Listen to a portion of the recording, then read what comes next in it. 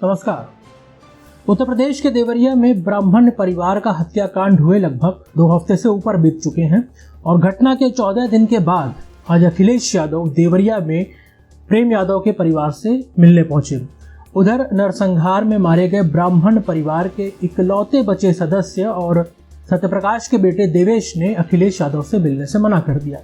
दूसरी तरफ उत्तर प्रदेश में न्याय का प्रतीक बन चुका बुलडोजर लखनऊ से स्टार्ट हुआ लेकिन देवरिया पहुंचने की हिम्मत नहीं जुटा पा रहा है। इधर जिस तरह से सोशल मीडिया पर ब्राह्मण बनाम यादव की तलवार खिंची हुई है, उसके बाद से ये जरूर तय है कि ये चुनावी मुद्दा जरूर बनेगा। उत्तर प्रदेश में अपराध के बाद बुलडोजर खूब चला। खासतौर से मुसलमानों के घर पर बुलडोजर चलाए जाने के बहुत से आरोप लगे, लेकिन योगी आदित्यनाथ ब्राह्मणों के सामूहिक हत्याकांड के बाद आरोपी के तौर पर सामने खड़े प्रेम यादव के परिवार पर बुलडोजर चलाने की हिम्मत क्यों नहीं जुटा पाए, इसको समझना बेहद जरूरी है। इस घटना के नैरेटिव में आरोपी पक्ष की जो तस्वीर बनाई जा रही है वो है यादव, और दूसरी तरफ पीड़ित पक्ष की जो तस्वीर बनाई जा रही है वो है ब्राह्मण। बुलडोजर वाले न्याय में दोनों पक्षों की ताकत को समझना बेहद जरूरी है। उत्तर प्रदेश की राजनीति में ब्राह्मणों का वर्चस्व आजादी के बाद से साल 1989 तक रहा। इस दौरान 6 ब्राह्मण मुख्यमंत्री बने।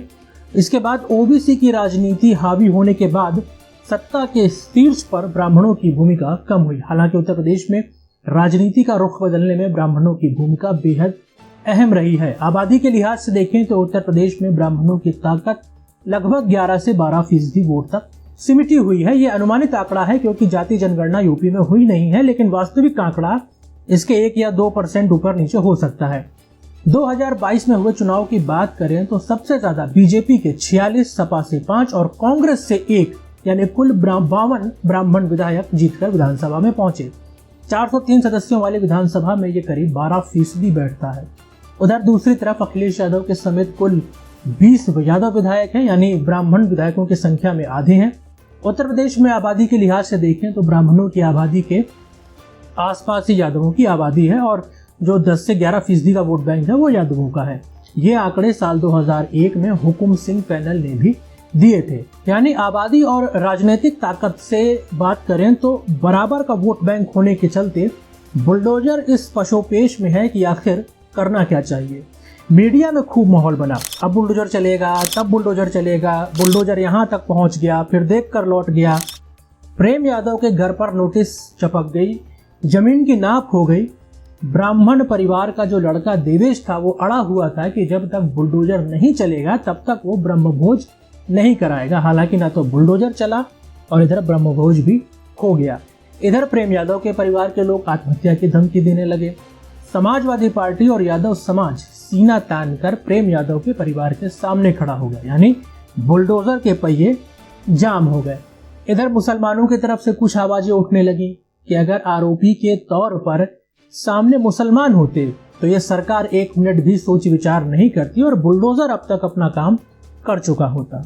कुल मिलाकर इस मुद्दे को समझा जाए तो ये सीधे सीधे ओबीसी राजनीति के बढ़ते वर्चस्व को दिखाता है, जहां यादव भले ही 10 या 11% हो लेकिन ओबीसी राजनीति को लीड कर रहे हैं। यूपी में कुल ओबीसी जातियों के प्रतिशत में यादवों की भूमिका 20% के आसपास है। यानी यादव बीजेपी के कोर वोटर भले ही ना हो, लेकिन बीजेपी ये समझती है कि यादव परिवार पर बुलडोजर चलाना दूसरे ओबीसी समुदायों पर उसकी छवि के खिलाफ हो जाएगा। यानी बुलडोजर भले ही प्रेम यादव के मकान पर चले, लेकिन इससे यादवों के अलावा जो दूसरी ओबीसी जातियां हैं उनमें बीजेपी के पिछड़ा विरोधी होने का संकेत चला जाएगा और यह भी संभावना है कि ओबीसी गोलबंद होकर सपा के खेमे में न चले जाए। 10% ब्राह्मण वोट बैंक को एक तरफ रख दें तो उत्तर प्रदेश में गैर यादव ओबीसी मतदाता 35% से ज्यादा है।